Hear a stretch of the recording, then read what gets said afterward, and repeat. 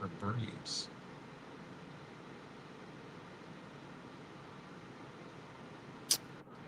Oh man, they ain't play our video. Bad job out of them. Well, welcome to another episode of the Ultimate 216 Show, man. Y'all know the vibes. If you woke up this morning, you already won. I hope you are doing something right now that your future self will thank you for. Brother, how are you, man? I'm good. I'm good. Excited to talk to you today. I got a lot of feelings about what I saw a couple days ago. Well, I can't wait to hear your thoughts. How was church today? Church is awesome, man. It was awesome. Good word in, and excited to get this week all started right.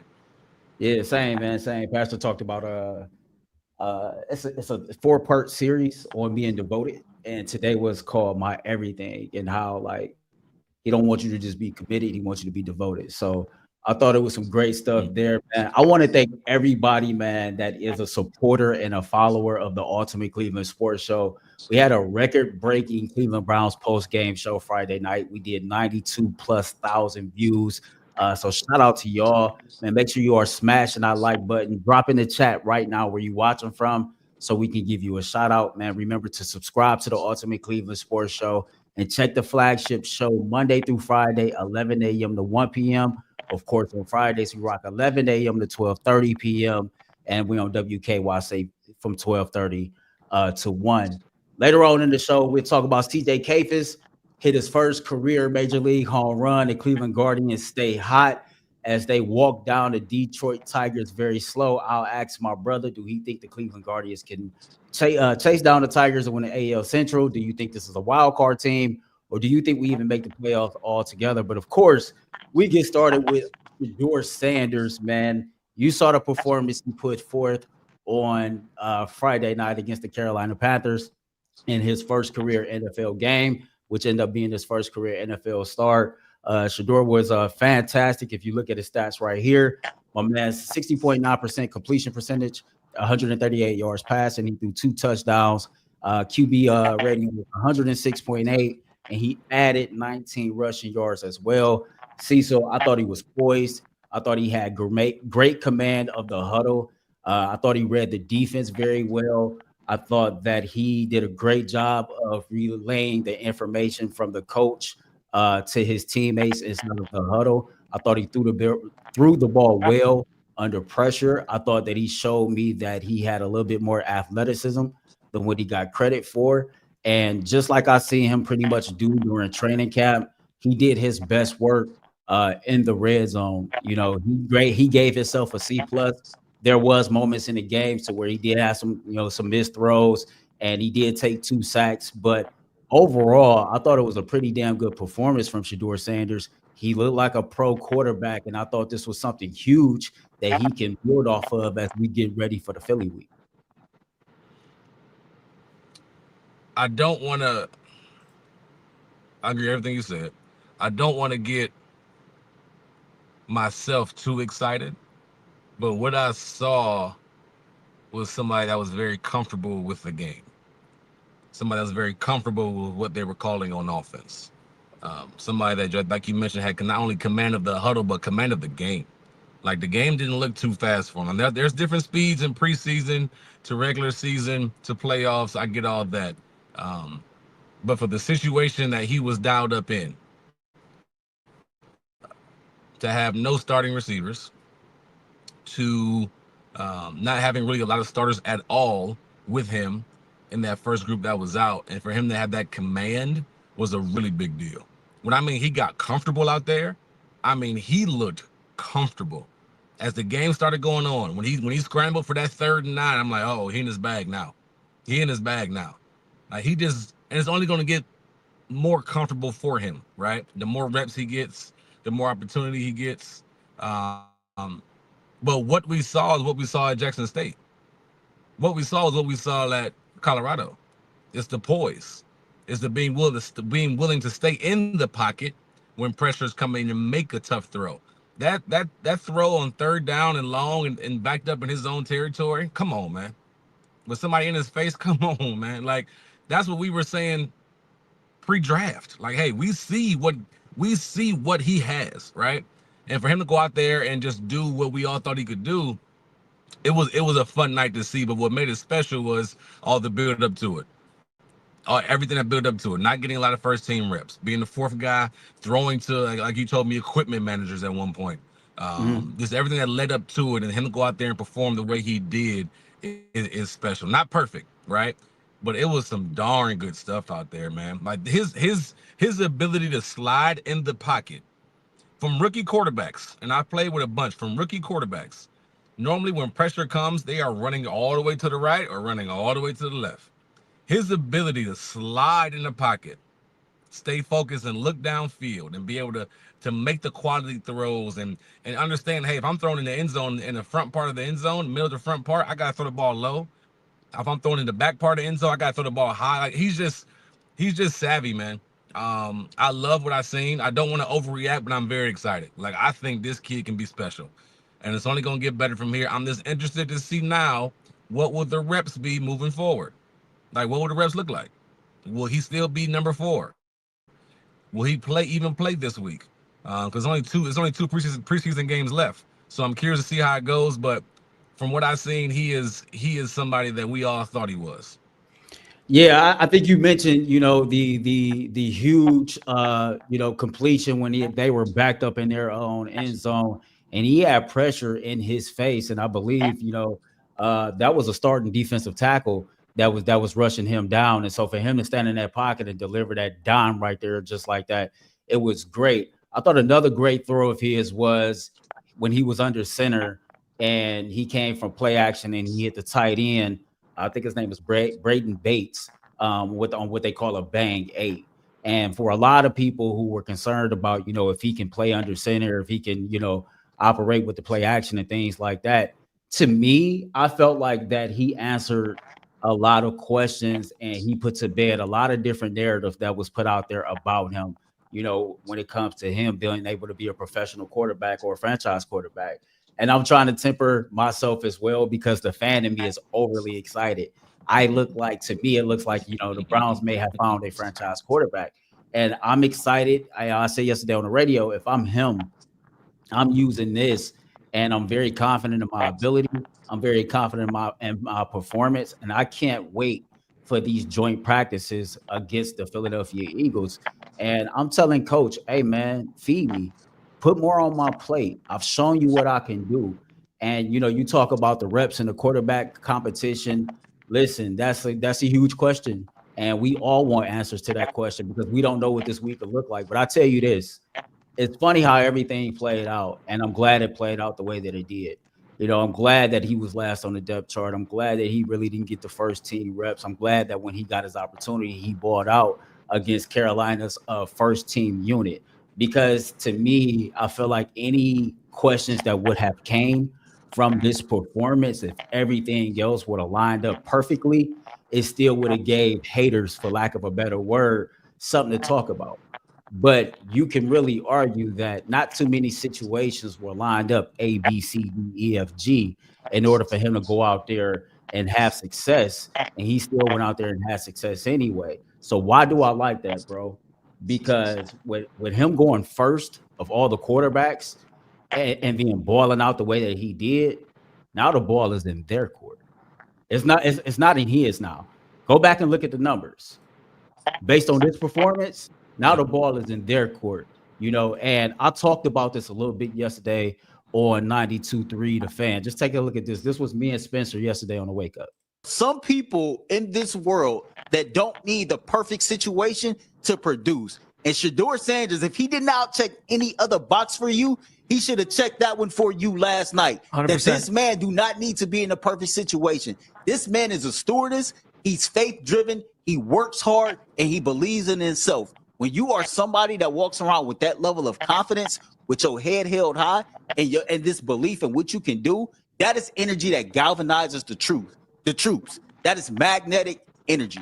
And this team, this fan base, and this city can use that. Thoughts?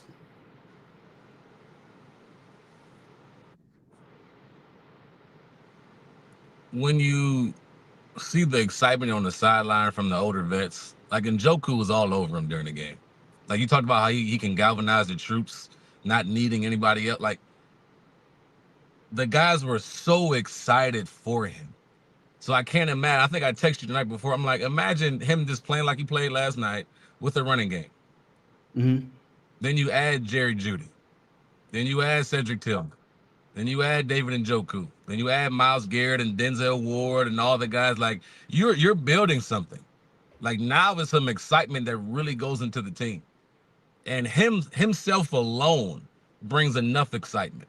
His swagger, his aura, his command of the team. Like you can already see he's a leader of men.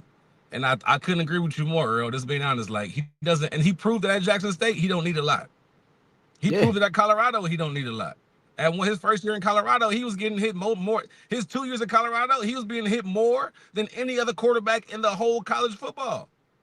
Like he doesn't need a ton to be successful. He's proved that over and over and over again that he can fight through the odds and fight through adversity. So I'm with you, man. I'm excited. And you made a great point. The pressure's on Dylan. The pressure's on Kenny. The pressure's on I wouldn't say Joe, but the pressure's on the other guys to go out there and produce because now he set the bar here. So if anybody is underneath it and doesn't meet that, what are you doing? Cat out the bag, and you can't put it back in now. That's just the truth. He didn't show you what he can do. You know, we talk a lot about this whole offseason, man. Us in the media, we have spoken a lot about processing, mechanics, and drop backs, and fading left and fading right. But you've played this game at the highest level. And he said this in his post game. Man, when you put that jersey on, you strap that helmet on, at the end of the day, man, football always been throw ball, catch ball. You know what I mean? Run ball. Like this game, we make it more complex than what it really is. So I guess I said that all that to say, man, some people are just flat out gamers, right? Game breakers and game changers. And Shedeur is one of those people, and to me, I was just happy to see him put to bed some of those narratives. And speaking of that, I ain't gonna say his name. If you want to say his name, you can say his name. But there was a video that I seen circulating on Saturday morning that of an event that took place after the game. And, we talk all the time about how Shedeur Sanders carries himself. We talk about how he is with the media. We talk about how he just goes about his business.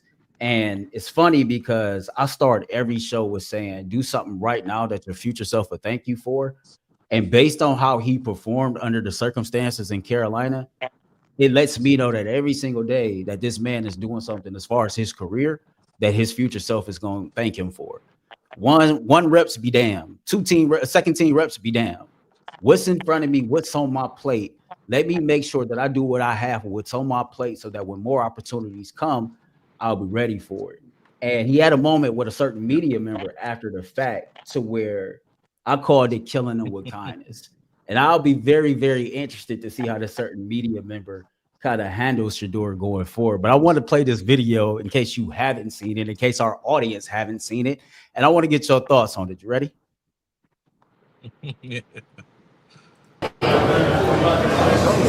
Tony, I be hoping you be Tony, I be hoping you got something positive to say about me. You always say negative stuff about me. And I'm like, I ain't do nothing to you. No.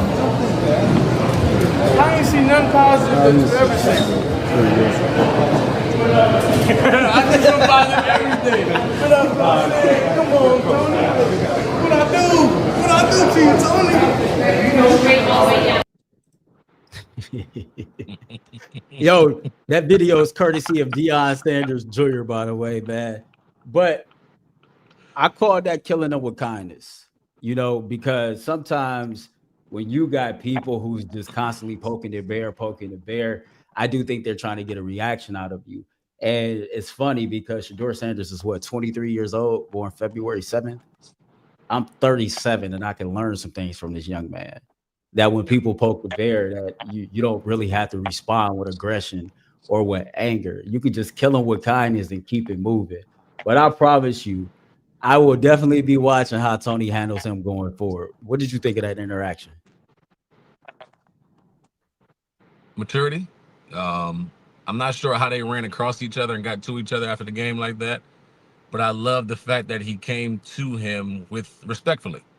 because I've seen it go the opposite way. Guys just get fed up, and people can say all they want. Like they tell athletes all the time, never read your clippings, stay away from Twitter. It's hard, especially in today's world. It's hard. It's everywhere all the time, and especially with a kid like him who grew up in the spotlight and in the media. You have no choice but to hear and know what's going on, right? So I thought he handled it very well, and I'm interested to see how Tony G is going to be moving forward. He's very hard on every single person he talks about, especially Shedeur. He's been hard on Baker in the past. He's been hard on other people. So I'm interested to see if will he change his narrative when it comes to Shedeur Sanders this year.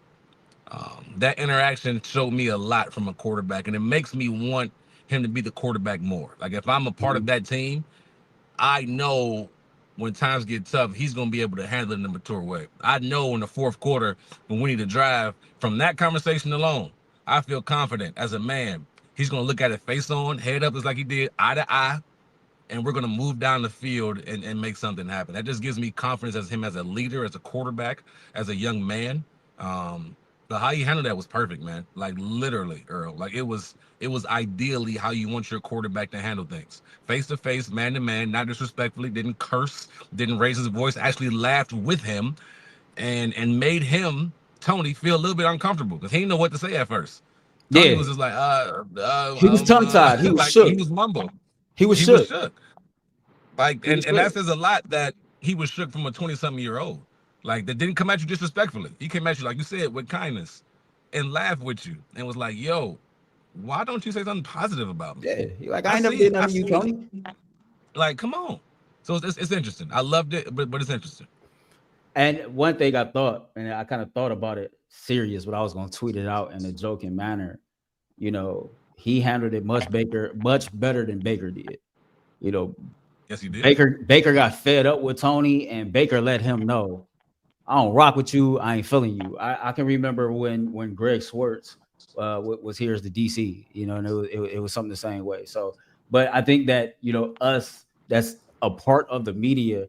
It gives us, you know, how like, you know, sometimes things happen elsewhere as a blueprint for you what to do or what not to do. And we got to remember, like, we still in the people business. You know what I mean? That if you strip away everybody's occupation, like, we still like humans, we still people. And so, like, you know, to your point, we're not robots, and it's unrealistic to expect that in the social media era with somebody that young, that they are not going to see these things. And for him to be man enough to address it, but then address it the way that he did, like I said, I struggle from time to time to kind of keep my emotions regulated. And I know, like, some of the things that, you know, you that's said to you on social media, and sometimes you feel the need to respond. And so just us at our ages, it's a reminder that no matter how young or old somebody is, they can teach you a thing or two. That's a fact, man. And you got to remember too, like, he's been battle tested. Like, when he first got to Colorado, it was a lot of love, but it was a lot of hate because it was completely different than what everybody was used to. So him being able to handle that, him being able to handle one of the top quarterbacks in the nation going to Jackson State and playing well his freshman year, and him being doubted and talked about, and like, it's only because he's daddy that he's playing and the starting, and I mean everything from the retirement of the jerseys, everything. He knows what to do. He knows how to handle things, and it's just exciting to see from a young man, especially at his age. Before we move on to the Guardians part of this show, were there anything else that kind of stood out either from Shedeur, from Huntley, or just, you know, Kevin Stefanski, from the game plan, just the overall Browns game? What stood out to you? I do want to give a couple hand claps, man, to the entourage, as it was put. You know what I'm saying? Shout out to the entourage. So what am I talking about? I'm talking about Bubba Ventrone's unit, man. Shout out to that part of the entourage who, special teams, they showed up and showed out, man. Shout out to the defensive part of the entourage who had to take away, you know, the entire entourage. I thought they went out there and they executed very well. I know preseason don't count in the standings, but as far as an evaluation and executing, I thought it was an overall solid effort from everybody involved. What did you think? I agree. I love what I seen from Carson. I think he's as advertised when it comes to playing linebacker. Watching the game back after it originally played, and I kind of just watched him in particular. He seemed to be around the ball all the time. Like, and he only got a certain amount of snaps, but he seemed to be around the ball every time. It was one drive he was on the ball. It was 6 total snaps that drive. He had 5 tackles. Like, he is just doing a good job of shedding the offensive lineman, getting his head in there. He looks quick. He looks fast. He doesn't look overwhelmed. And these were the starters for Carolina he was going against. You know what I mean? Like, I thought he played decently well, and that makes me excited for his future. Love what I see from Dylan Sampson, even though it was a few snaps. And I think they handled Dylan correctly because the running back room is so thin right now with injuries and people not being there. But overall, I thought it was a good showing. Excited to see what's upcoming this week with the Philadelphia Eagles, former Super Bowl champions. A lot of good talent on that roster. So for for practices, the joint practices to be happening, that's going to be good. But I love going back to the game. Kevin Stefanski, he called plays where Shedeur was comfortable with, if that made sense. First 6 snaps was out the shotgun. I paid attention to that. He made Shedeur comfortable, and that's a big job. That's a good job by Kevin. Like, okay, let's go empty here. Let's go 2 wide. Let's just get you in shotgun. And then he went, as they got close, as the game went on, he went under center and did different things, and he proved he can do it. Still some things I want him to do better with his fakes, but man, I thought it was a strong showing from Kevin, from the Browns, and definitely from Shedeur. That 3rd and 9 empty when he scrambled for the first down, that play still stands out to me because you got an empty set, man-to-man coverage, and you got 5 rushers. He identified what was going on very, very quick, and he got up out of there. To me, it stood out because if you think about what's going on in Indy with Anthony Richardson, for example, right? The play that's been floating around social media when they played their first preseason game against Baltimore, it was something similar to that, and he didn't know what the hell was going on. And this is somebody that's going into their 3rd season, trying to compete for the starting job. And so it kind of just gives you a little bit of an idea of where he is already as a rookie, as far as being able to pick up on what the defense is doing. I thought the throw to Floria, man, shout out to Luke Floria, man, a Northeast Ohio native, Menor kid. But just everything about that play, how the pressure came, how he got out the pocket, how he was redirecting on a go. And then, I thought it was a nice throw, hell of a catch by Floria, but you see a lot of good things there. And one of the other things, he gave it a C+. I gave it about a B, B+, but he gave it a C+. The fact that he knows there's so much room for improvement and is eager to improve, and that's exciting. That's exciting. It is exciting. It is exciting. A lot of good things out there. And again, he ain't have his top guys. Like, it wasn't many top guys out there, and they were going against the ones, especially the first couple series, going against the ones of the Panthers. And I'll say this too: the first drive of the game, some of that, like I think they ended up getting off the field because he caught a pass short of the first down. Some of that stuff is like younger receiver mistakes. You don't catch a ball in front of the sticks when it's 3rd and 7 or 3rd and 8. You know what I mean? So it's some things that veteran receivers, veteran guys would have made those things, and the drive could have lasted longer. But great job by Shedeur and Stefanski and those guys. Big facts, man. Don't forget, man, like, subscribe to the Ultimate Cleveland Sports Show YouTube page. Smash the like button if you're watching this episode. We got over 1,000 people watching this live for the 3rd straight Sunday, man. Me and Cecil cannot tell you how much we thank you all for supporting the Ultimate 216 show, man. Don't forget to check out the rest of the spinoff shows on the Ultimate Cleveland Sports Show YouTube channel. Ultimate Guardians, Ultimate Browns with your boy G. Bush.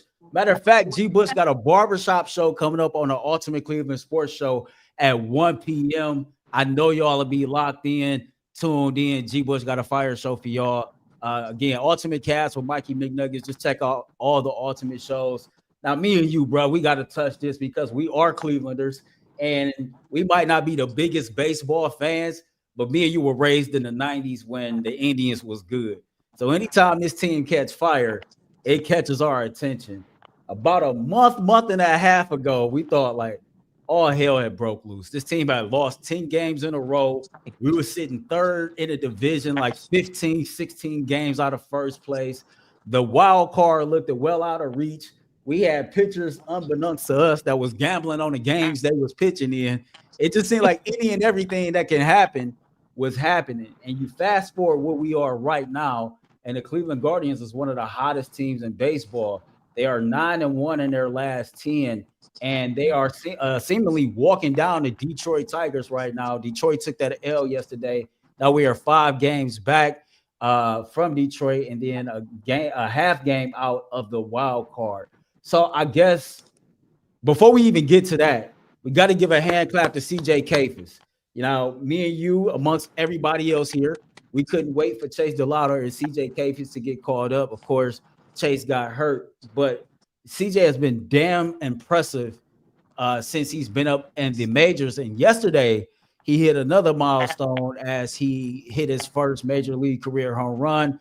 This video is courtesy of the Cleveland Guardians. Let's check this out. CJ Kayfus with his first major league home run.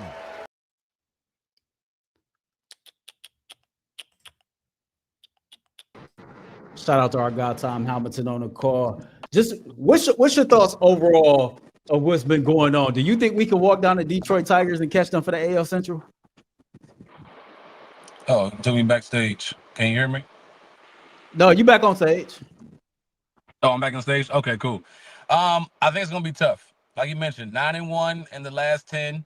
You just swept the Mets. You got game 3 against the was it the Marlins today? No, against the White Sox today. Yeah. You already won 2. So you got a chance to sweep them. Then you got the White Sox coming up who aren't that good. So you got some games coming up, and then the Braves. You got some series coming up where if you continue to stay hot, you continue to hit the ball, you continue to make some plays that you can be in the mix.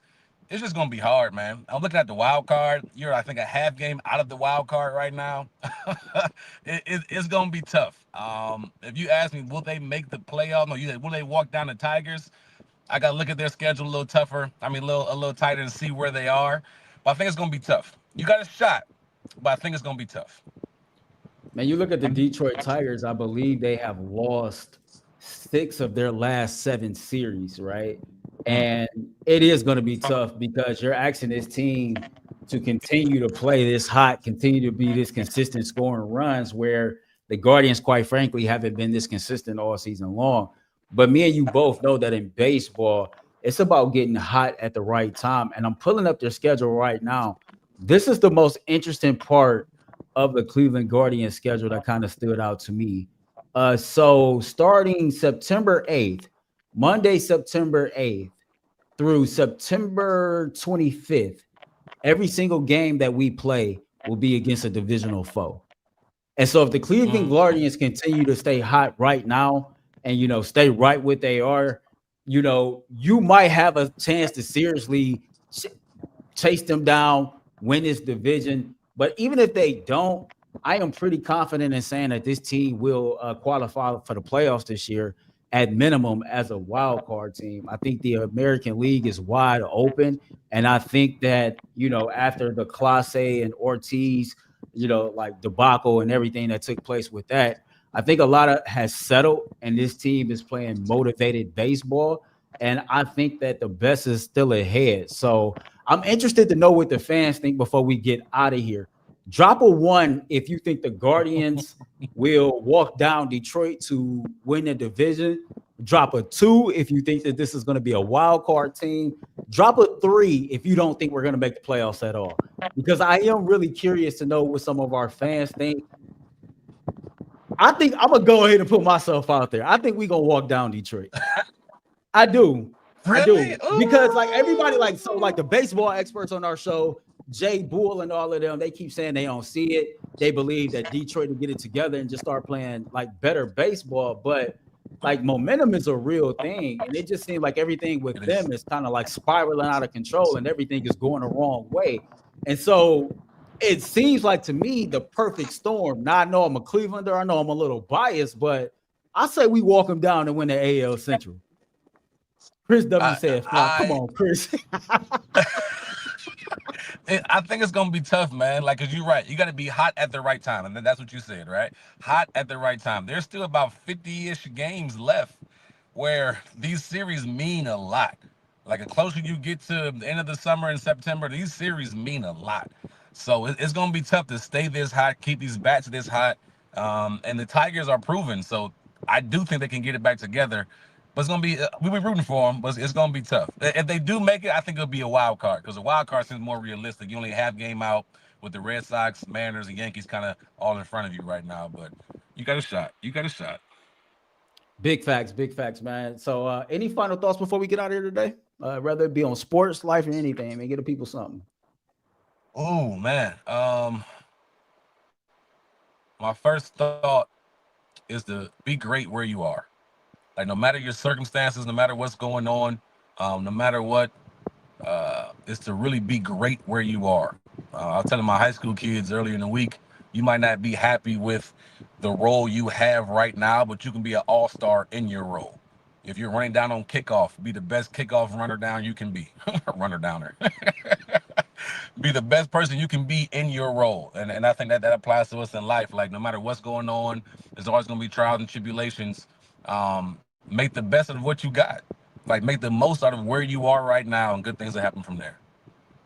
One super chat, man, and I'll share mine. Shout out to Beautifully Blessed, man. She has super chatted and been a supporter of our content. She says, Earl, Auntie flew to Charlotte from Tampa, and nephew showed me why we love him so much. Proud.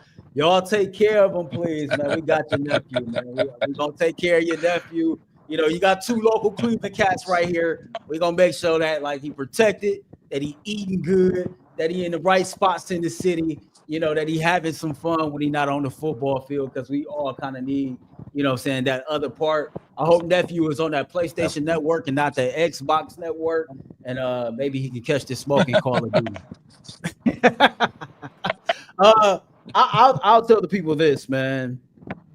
Whatever it is you committed to, be devoted to. I learned today that being committed is just not enough.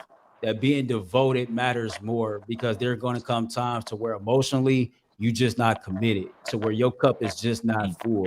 But whatever it is, whether it be a relationship, whether it be a chain that you're trying to break in your personal life, whether it be something new that you're trying to add to your personal life, whether it be something professionally that you really, really desire. As long as you got breath in your body, you can do whatever it is that you want to do. But don't just be committed to it. Be devoted to it, man. Till next time, remember, y'all, be great. Spread love. Being great come with a price. Spread love is priceless. For Cecil, I'm Earl of Pearl. We love y'all. Peace.